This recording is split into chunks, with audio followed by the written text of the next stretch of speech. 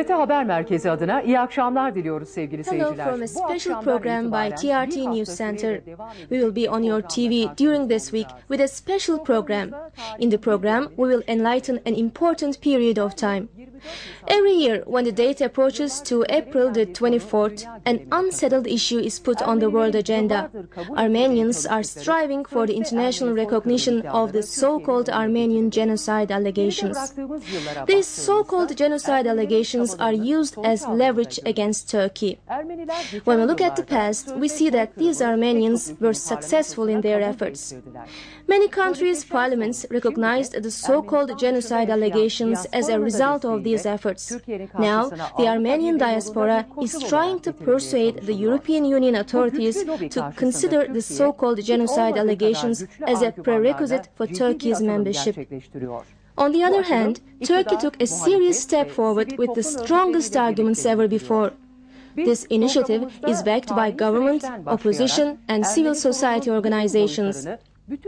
In this program, starting from the historical process, we are going to convey the truth concerning all dimensions of Armenian issue. How is the Armenian issue, or the so-called genocide that Turkey faces as an increasing problem in international arena, introduced as a current question? For the answer, we will go back to the years of the First World War, and we will witness how the Armenian issue became a problem of today.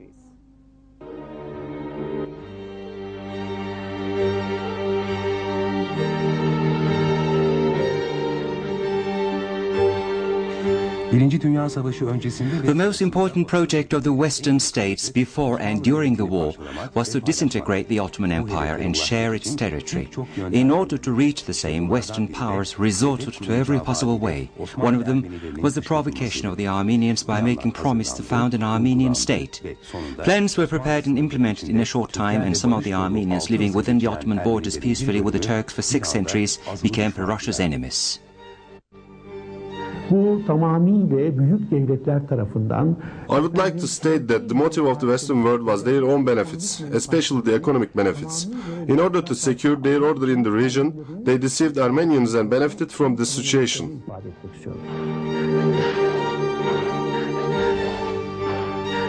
In fact, during centuries, Armenians were appreciated more than any other minority within the Ottoman Empire for their expertise in handicraft trade and their loyalty to the state. Even the Armenians were called loyal citizens.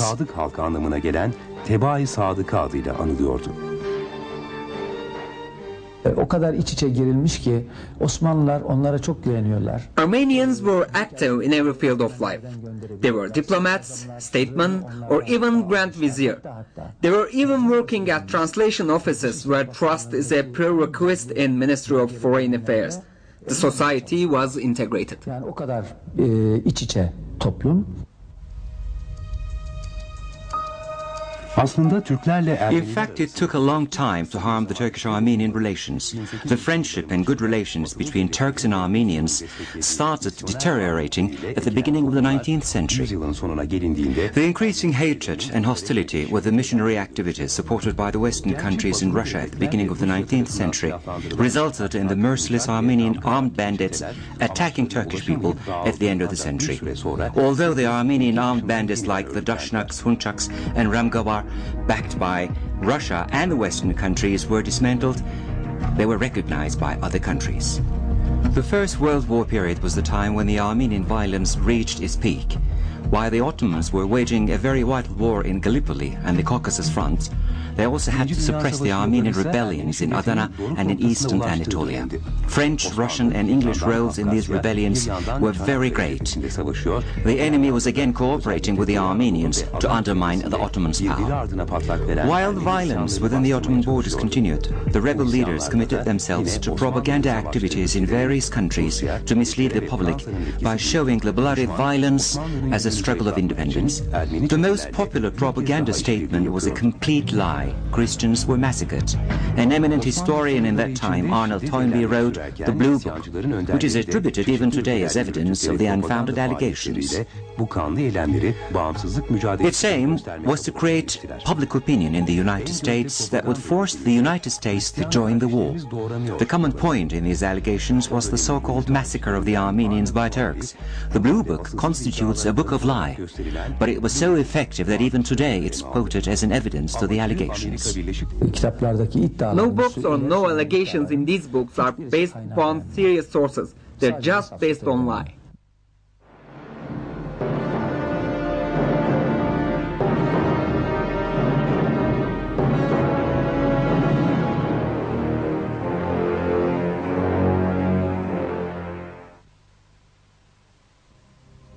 The Ottoman army was in a very difficult situation when the propaganda activities in various countries were intensified, and some part of the country was experiencing the violence of the Armenian bandits.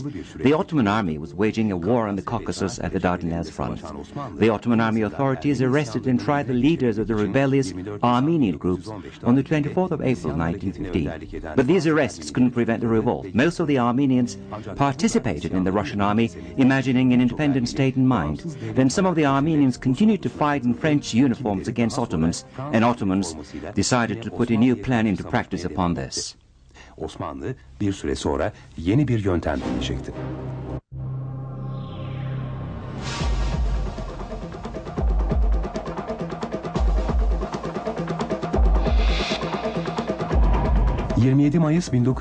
Ottoman authorities enacted a law to prevent the endless Armenian revolt on the 27th of May 1915.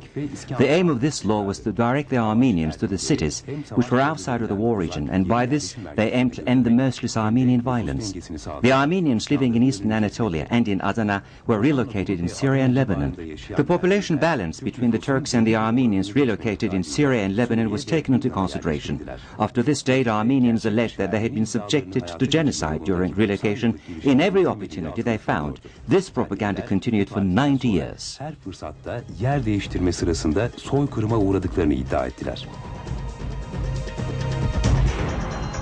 Osmanlı Devleti bu nakil kararını aldığı zaman Upon the relocation law, Ottoman authorities issued a decree ordering the province authorities to protect the Armenians during relocation, and any misuse of duty by Ottoman officers or assailants of bandits to the Armenians would be harshly punished. The decree was issued, and when these kind of events occurred, Ottoman authorities punished the criminal.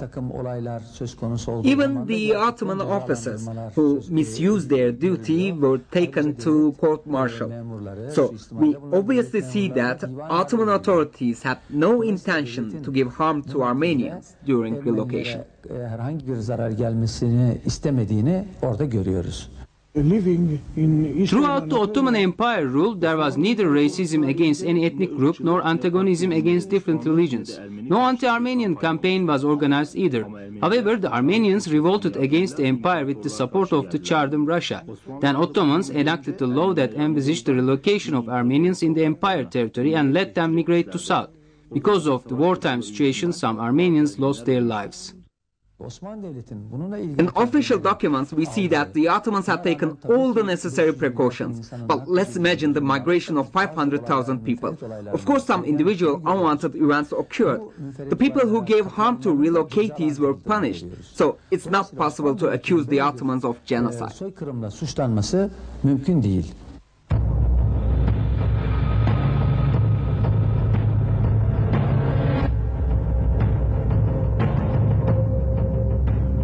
The Armenians, most of whom were directed to Lebanon during relocation, moved to many different countries. In the press of the countries which were waging war against Ottomans, there was a strong propaganda alleging a mass massacre in Ottoman territory. For many Armenians, this lie was an opportunity in their life. They uttered the same known lie: "We could hardly save our lives."